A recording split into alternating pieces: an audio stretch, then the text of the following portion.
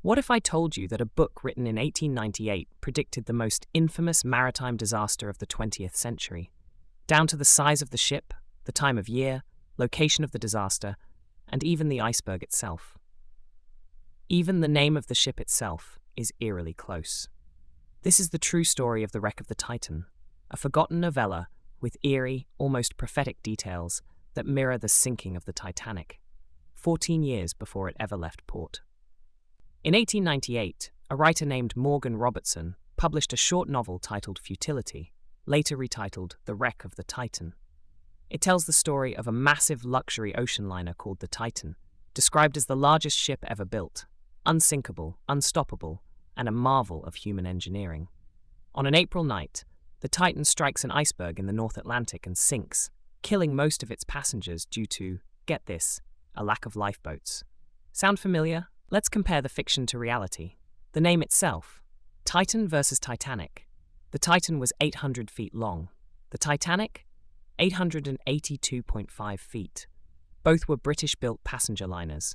Both were described as unsinkable. Both had around 2,500 passengers. Both carried only a fraction of the lifeboats needed. Both struck icebergs on the starboard side. Both sank in April. Both went down in the North Atlantic, about 400 miles from Newfoundland. Both lost more than half of their passengers in the icy waters. That doesn't feel like coincidence. That's chilling. The author, Morgan Robertson, probably wasn't a psychic. He was a merchant seaman and self-educated writer. He based the Titan on real maritime trends of his time. Ships were getting faster, bigger, and bolder. Safety features were being cut in favor of luxury and speed. But the precision of his fictional disaster? It's uncanny. Some even claimed he had second sight. Others say he simply saw the inevitable, that arrogance and overconfidence would eventually lead to tragedy.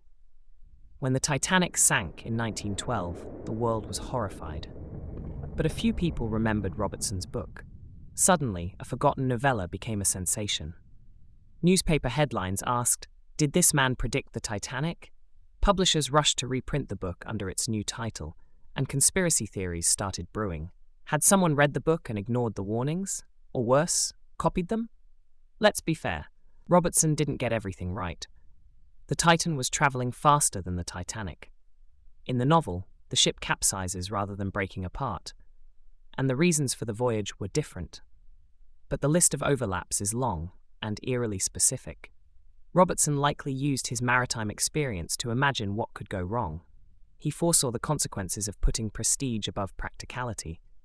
In fact, he even criticized the lack of lifeboat regulation, long before it became law after the Titanic's sinking.